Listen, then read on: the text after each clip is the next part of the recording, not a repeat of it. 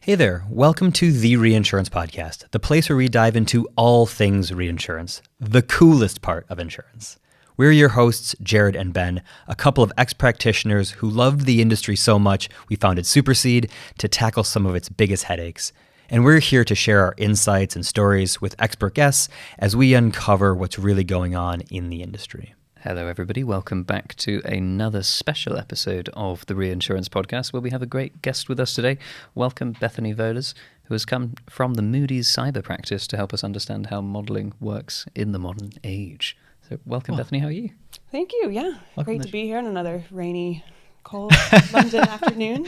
Indeed. I'm super excited for this one. We'll talk about how me and Bethany met, but we catch up once a year at the moment until now, which is exciting. Yes. But before we do that, we'd love to, as we ask everybody, how did you find yourself in reinsurance and specifically cyber and cyber modeling?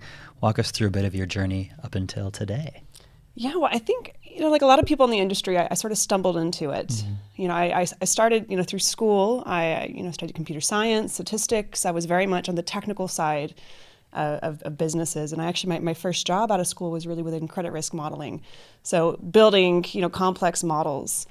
And it just so happened during that time, I found my way to London and was looking for new opportunities. And I came across catastrophe modeling within the insurance reinsurance space. And banking, insurance are different, but there's a lot of similarities there. And given my background in cyber and tech, I decided it might be a good fit. Let's give that a try. Mm-hmm. So I actually worked at Verisk at the time, so I had a different appreciation for how to think about the kind of risk. Worked there for a number of years and then sort of found my way in the industry from there. And it's been, 8 years or so now in specifically cyber and the modeling and risk side of things. Yeah. I'm excited for this conversation specifically to dive into cyber models and how you see that space entirely. But Bethany and I first met in Singapore at Cirque 2.5 years ago, I guess now. And it was one of those conversations you have at parties in the industry where you sort of untap like a really interesting thread. You're just sitting there like deep into cyber. Like, this has to be a podcast conversation. And when we bumped into each other last year, it was, okay, we're putting it in the diary. I'm calling Courtney. We're going to make this one happen because I'm incredibly excited about this space and how you sort of see it. So yeah, let's dive in. Where should we start with cyber modeling as a category? Oh man, you can go back to the beginning, sort of the class, how it started. Yeah, if that's of interest. Let's do it. And, I'm only so old. The class has been around for probably longer than I have. In fact, cyber's existed in some form since the 90s, even pre-internet in some sense. And it mostly grew out of tech E&O classes. Mm-hmm. But it didn't really mature very much until, I guess, the 2010s or so. Yep. We started seeing new kinds of risk. New technology precipitates risk, and that risk creates demand for insurance. So one of the earliest attacks I remember was Target. Yes, of course. Actually, was it 2013 or so? And that woke the world up to the fact there can be data breaches. Right? This is a real thing. And what was interesting at the same time, Bitcoin was developed, and that gave rise to ransomware as we know it today. Ransomware has also existed for 20, 30 years, but Bitcoin enabled it to really flourish.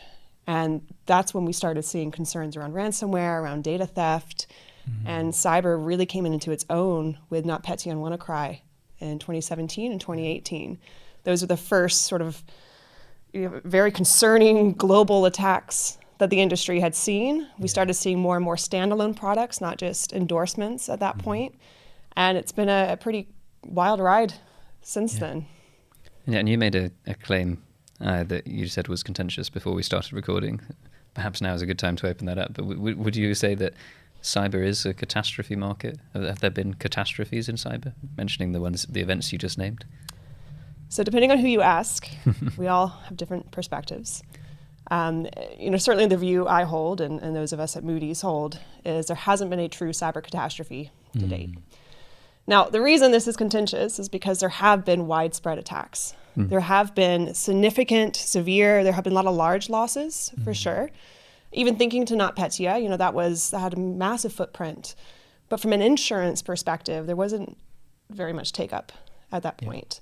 So there was very little loss on cyber insurance lines. Even since then, we've had a lot of near misses. Last year, 2024, we had some pretty incredible ones. CDK, CrowdStrike was interesting, Change Healthcare, all really significant events, large footprints. But the severity in terms of, again, the cyber market, is just not breaching. Even if you look at the worst estimates of 500 mil to $1 billion for CrowdStrike, let's say, you think about the California wildfires that have gone on. It doesn't even touch the surface of those kinds of losses. So it's not that cyber can't be a catastrophe risk. It obviously is. You can envision if AWS Region East goes down for any number of days, let's say, it could be significant. It's just the frequency and the likelihood of those kind of events are very far in the tail. So it's a little bit, it's definitely more attritional large loss at this point. I remember in our very first conversation, we went really into this nuance of one of the challenges of it being a cyber exposure is the penetration challenge, right? And we see this in other classes. You have these massive Peruvian earthquakes with billions and tens of billions of economic losses, but relatively small insurance impact, and therefore not seen as a cat event in the eyes of insurance. And in many ways, this is something similar. There are certain sort of zones, AWS, or some like major, fundamentally critical to the entire internet attacks. But unless those get hit, it'll be a large loss, maybe even industry shifting loss, but it might avoid being seen as a cat event, even though the economic losses are large, the insured impact maybe less so. Is that kind of how you're seeing it? Definitely, yes. I do think the severity is there from an economic perspective, but until the take-up rates and the policies reflect the kind of loss we're seeing and take on more loss, it's not hitting those catastrophe levels yet. Now, interestingly, a lot of the events we've also seen have been very industry specific. So all the ones that I mentioned from 2024 have targeted very specific industries or, certain company sizes. And I think for us to see a true catastrophe event, we're going to have to see something more pervasive that's being hit, operating systems, looking at something that's global kinds of software. Again, it's possible, just that there's so much difficulty in pulling that off. You're very much looking at sort of a nation state type of geopolitical risk, which then you start getting into the world of war exclusions, which is a whole other can of worms. So again, it's very much an economic catastrophe risk. And what happens at the moment in the war space? Is that typically completely excluded? Is there a cyber war market coming together, or how are you seeing that handled in your imagination of potential cyber cats led by nation states? It's all over the place, right? I think, looking at Lloyd's is excluding it. There's different flavors of how they phrase that wording. But in the open market, the competition is almost greater because you don't have to exclude those war events. Now, a lot of companies will choose to, because obviously there's a significant risk there. If you think about kinetic war, in the physical space, you want to exclude that because it's something beyond your typical, risk modeling. In cyber, you want to follow in those same steps. It's just a matter of how do you classify it? How do you define it? It's oftentimes, these nation state groups, and they come out of certain countries. I think we can generally know what those are. And the way that a lot of these groups work is they'll, day to day, they'll be just targeting companies. So they'll go after single firms, data breaches, ransomware, they'll be making money. One day, the country's leader will say, hey, we need you to change gears and to set focus on this nation's critical infrastructure. Forget all the other financial work you're doing. Focus on this task at hand. And so they do that. And suddenly overnight, they go from criminal to nation state. So it's not a clear cut. How do you define who's who? I think anytime you look at catastrophe risk in our industry, full stop, drawing the line is incredibly challenging, right? You think about, storm surge after hurricanes and fire after earthquake and all these types of things. There's similarly in cyber, so much knock-on effect that when do you start to draw the lines of what is included and not included by certain events? But if we think about defining an attack,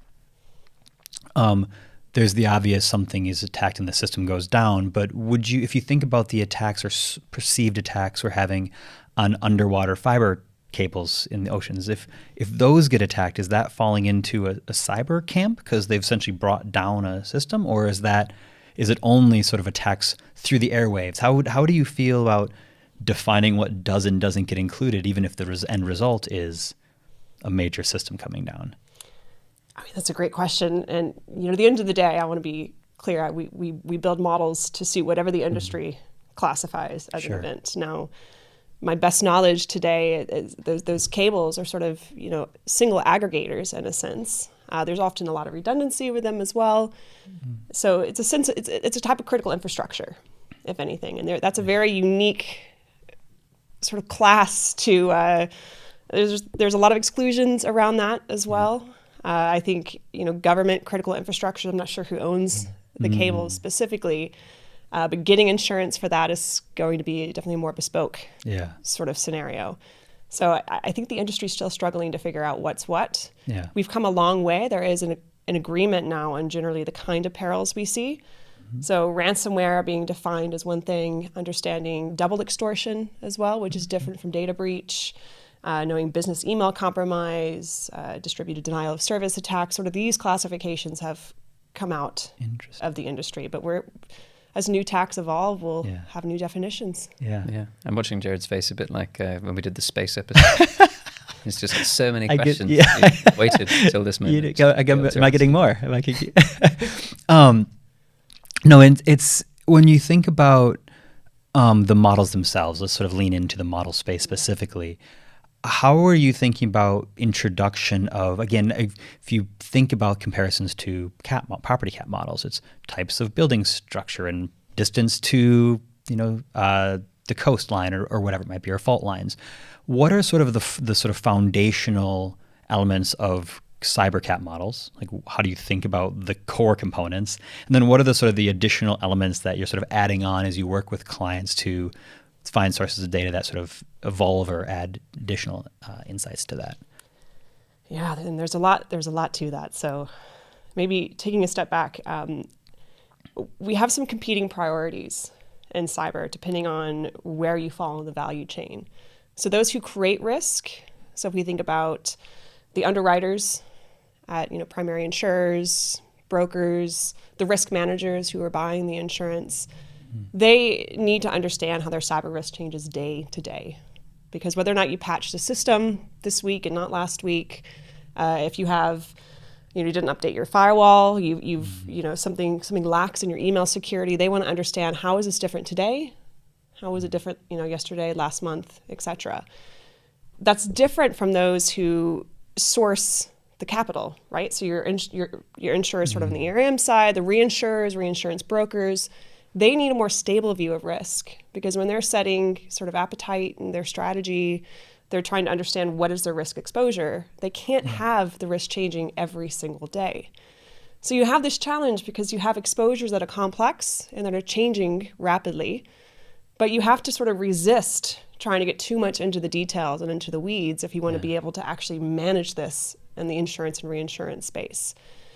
So catastrophe models, from my perspective, are needing to really answer that stability call, being able to have a view of risk that is still up to date enough to capture what it looks like, but without changing every single day because, again, you just can't manage a book like that. But then you've got the underwriting side, who that's not enough for them. So there's different products for that. There's a lot of cyber rating technologies out there today.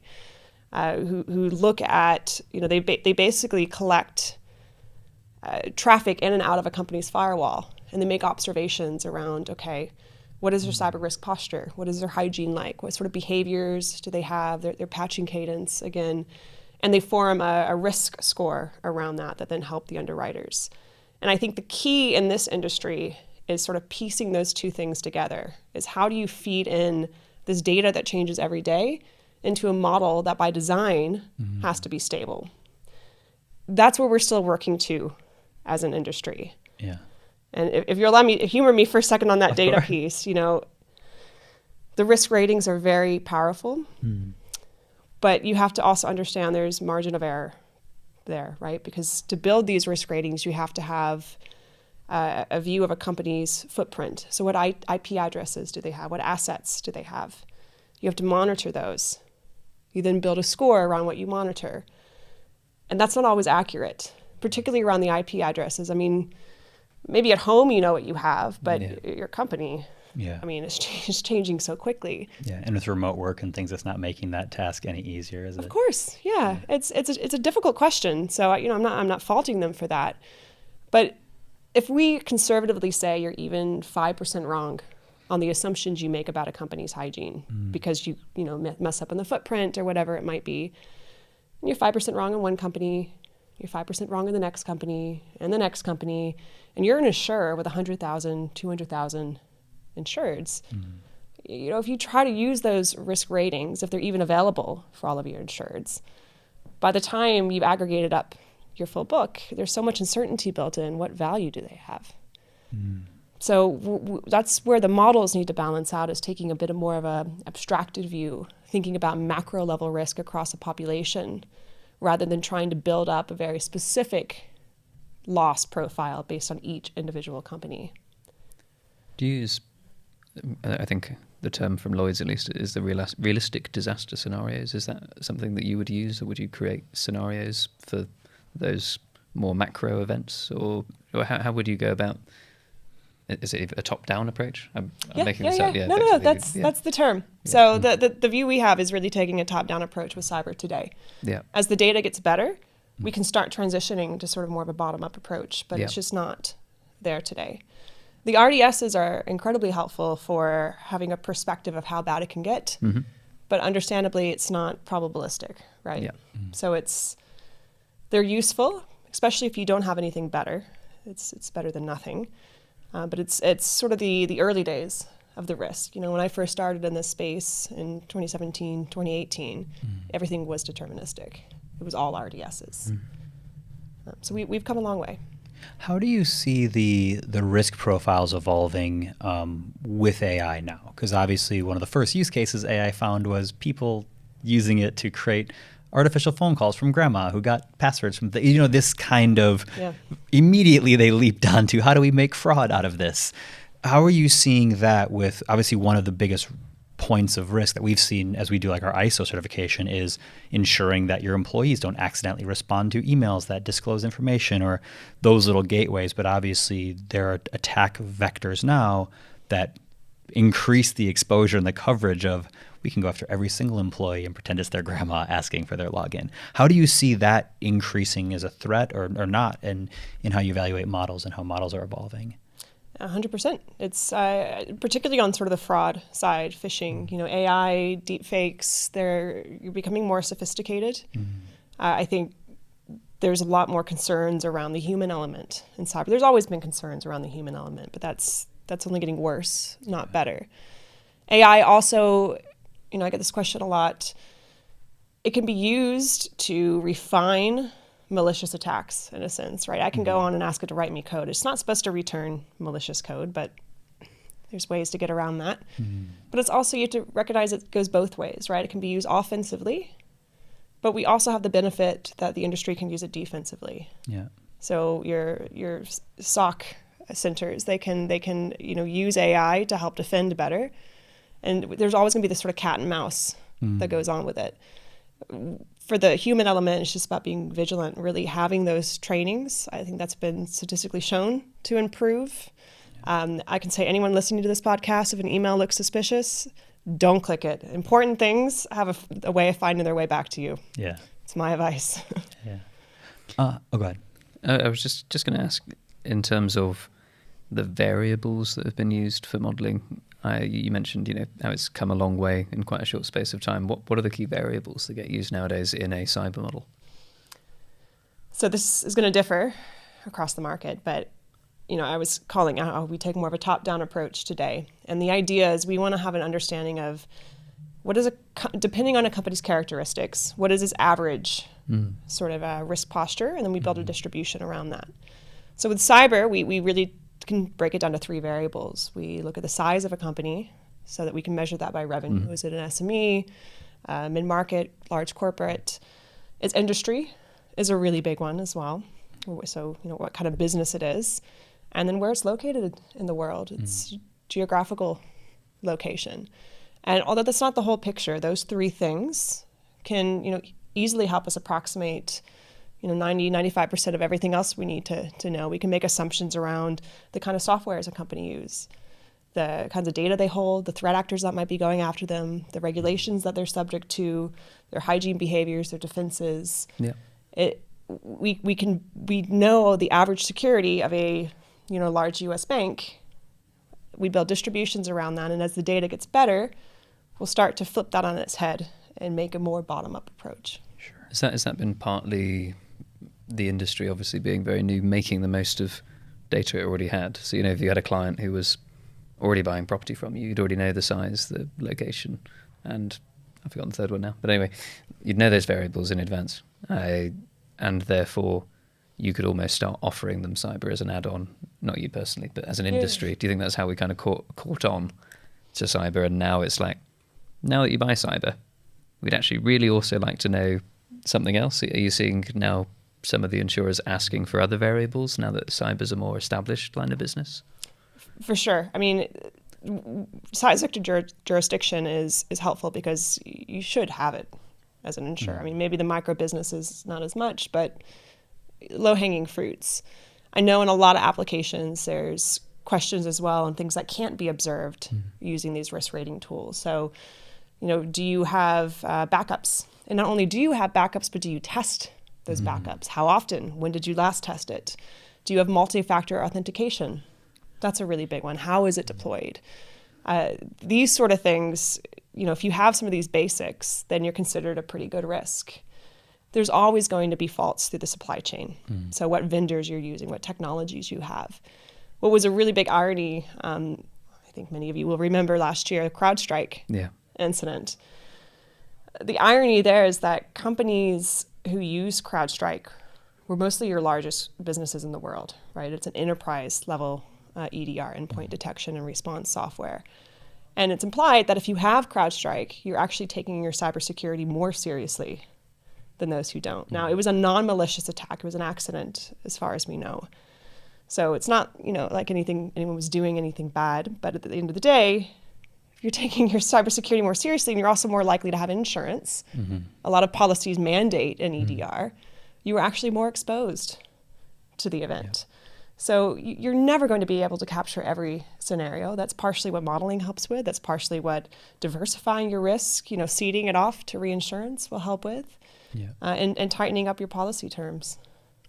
When you sort of look back over the last several years of your career, especially focusing on the cyberspace, is there anything that stands out that sort of caught you by surprise or is more interesting of how the industry has evolved, maybe been slower to evolve than you would have hoped, or something that sort of day one on the cyber team as you begin to build these things out to where we are now going, that was a moment that sort of shifted how we saw this industry or this space or the role that we play in how capital moves to protect risk? It's really going to come down to those sort of key turning point events. So and again, since I've been in the industry, I can say the first one I saw was NotPetya and WannaCry, really bringing about the standalone market. The pandemic, working from home, that brought proliferation of ransomware attacks, and it really didn't go away. It kind of ebbed and flowed since then. Nowadays, it's again going to be more of the supply chain side, and every time we see a new sort of risk, a new trend, we see new kinds of products.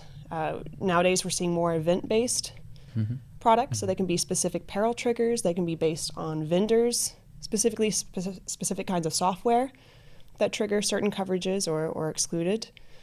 We saw for the first time last year the first cyber ILS cat bonds as well, which is really speaking to the appetite of the industry to grow it more. Yeah. That was going to be my sort of follow-up question is sort of what are the product offerings that are available? Obviously, you have some sort of cat-based product, which would have, I assume, a retention and a deductible and a limit.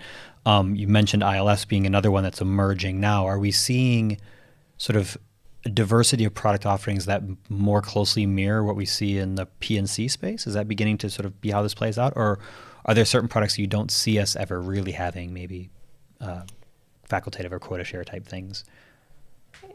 Yeah, I mean, that's certainly from the reinsurance side, it's very heavily quota share still. Facultative is quite new, but we're seeing a lot more occurrence. So again, event-based sort of losses plan. I think one of the benefits that cyber has, it's a benefit and a challenge, is that there's not standardizations in the products yet across the market. There's different wordings, there's different structures. And this is, a challenge in terms of managing the risk. And certainly as a modeler, it's hard to build a model to cater to all of this. But, I had somebody recently mention that this is also a benefit because it helps to bring diversity in when there is a CAT event, if there will be a CAT event. Because there's so many different definitions of what systemic is, how systemic will be treated, again, whether it's excluded, how it triggers the policies. And that helps in its own way to minimize the damage to the cyber insurance market as a whole. So I think we have yet to test all of these. Again, most of what we've seen today is going to be very much attritional, large loss, particularly around malware and data breach and business email compromise. But it's a matter of when, not if, these will be tested.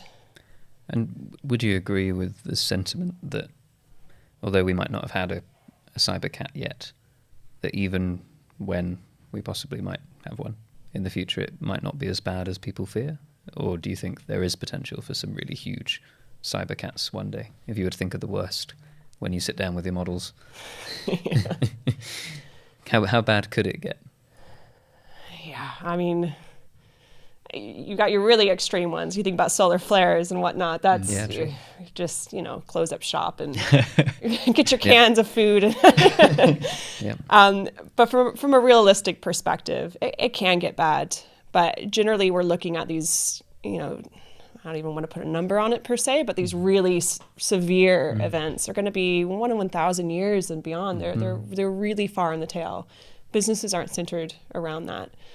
It can get bad, but businesses are also much more resilient in how they manage cyber attacks. Critical systems, in particular, can be brought online faster in terms of how businesses test and prepare for that. It's going to be mostly the SME and micro markets that are affected the most. If there's a larger event using pervasive software, you'll see a lot of mom and pop shops going out of business, and that continues to bring money and power, if you will, to those large corporates. Yeah. Well, and that's probably also, back to your earlier point, part of the market that's less penetrated than others. The big organizations absolutely have budgeted for this, but small independent shops might not be out in the market for independent standalone cyber policies. But going into that, when you think about where you sort of position the Moody's cyber proposition, are you selling it mostly to the cedents, the insurance companies, so they can build products and understand their portfolios? Is it mostly aimed at the brokers and how they support their clients in the market? Is it aimed at the reinsurers? And how do you sort of think about the offering suite that you have? Because I think this is where it begins to really differ from the traditional CAT model space. Is a homeowner's not out like buying an RMS model, right? Or a Moody's sort of CAT model. They're looking at it from, this is something the insurers or the brokers might do. But how do you guys think about the cyber piece? Yeah, and it goes back to that sort of competing priorities, right? On the risk creation side of things, they're going to be looking at different sort of solutions, mostly around risk ratings and understanding that day-to-day risk.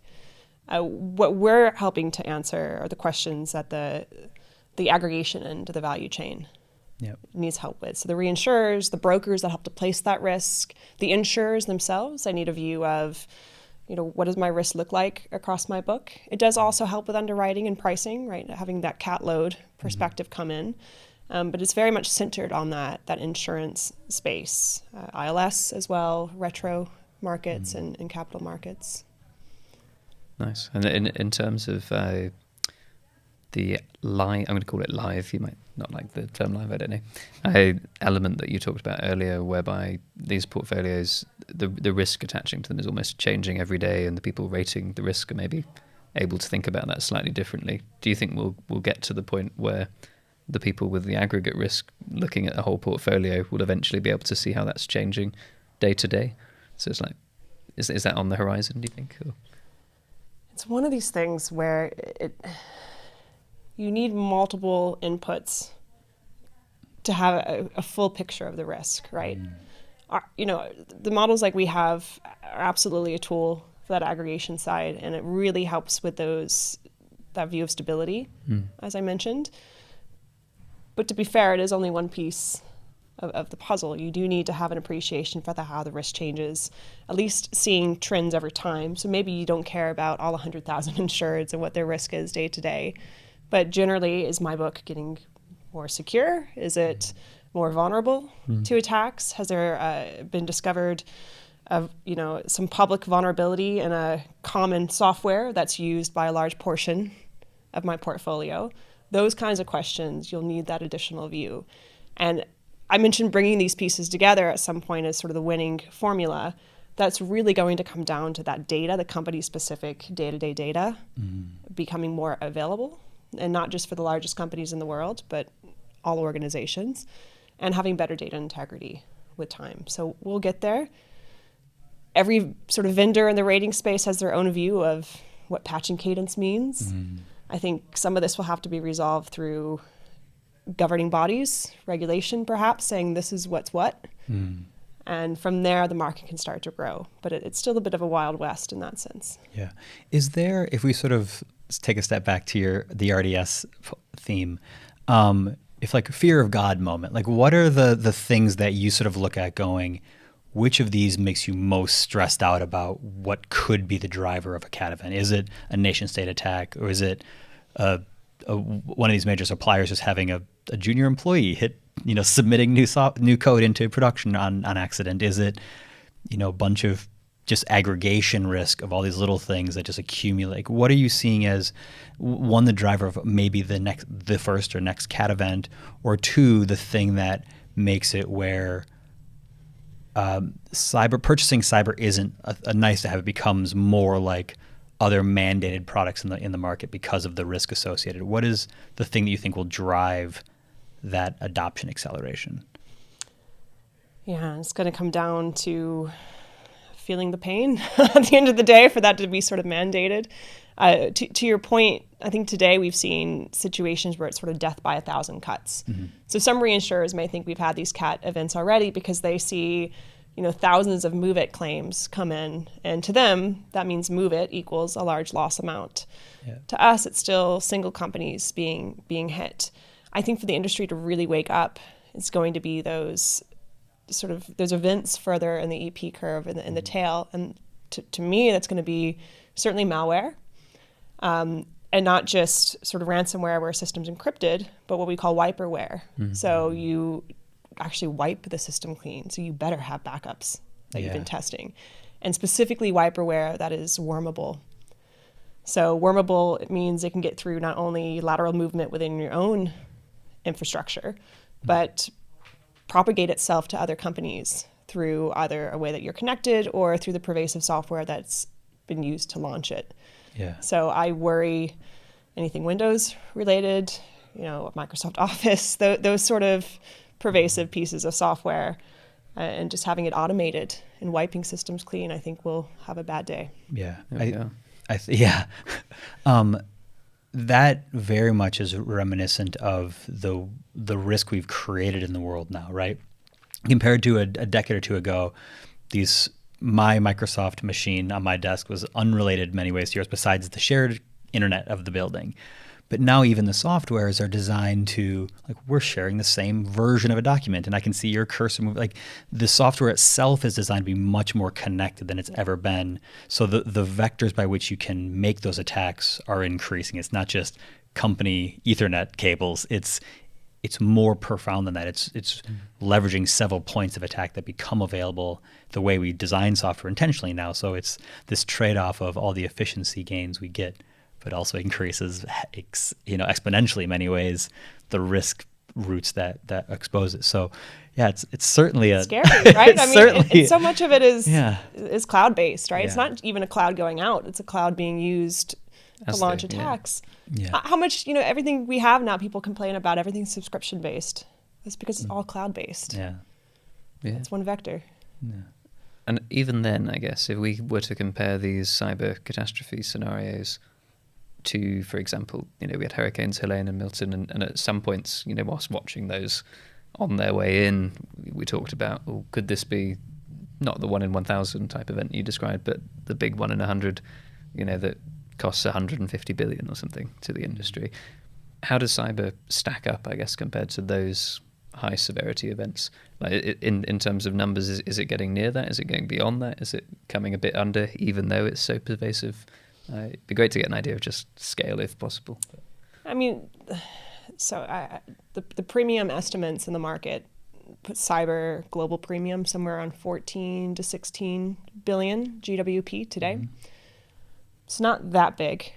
It is reasonable to think that there could be a large enough attack. Again, very far in the tail. I'm talking 1 in 1,000 year or so. That could completely wipe that premium out. Yeah. Mm-hmm.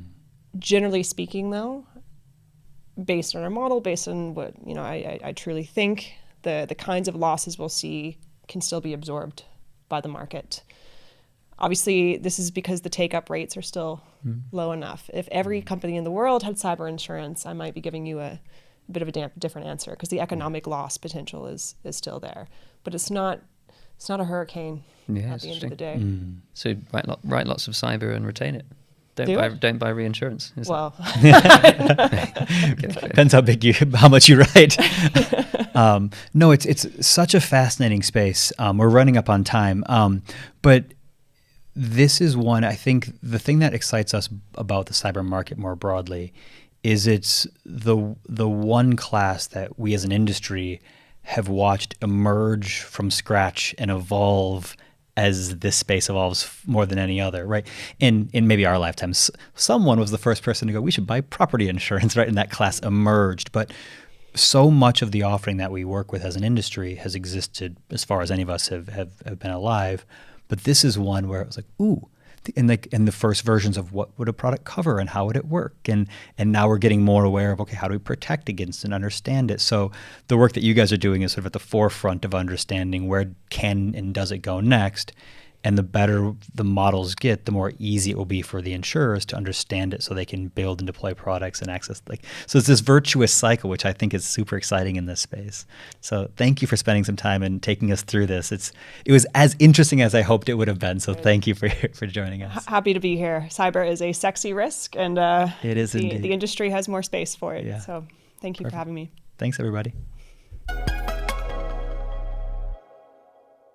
Thanks for tuning in to the Reinsurance Podcast. If you enjoyed our show, don't forget to subscribe wherever you get your podcasts and leave us a review to let us know how we're doing, preferably 5 stars. For more insights and updates, follow us on LinkedIn and visit our website at supercede.com/podcasts. You'll find the links in the show notes.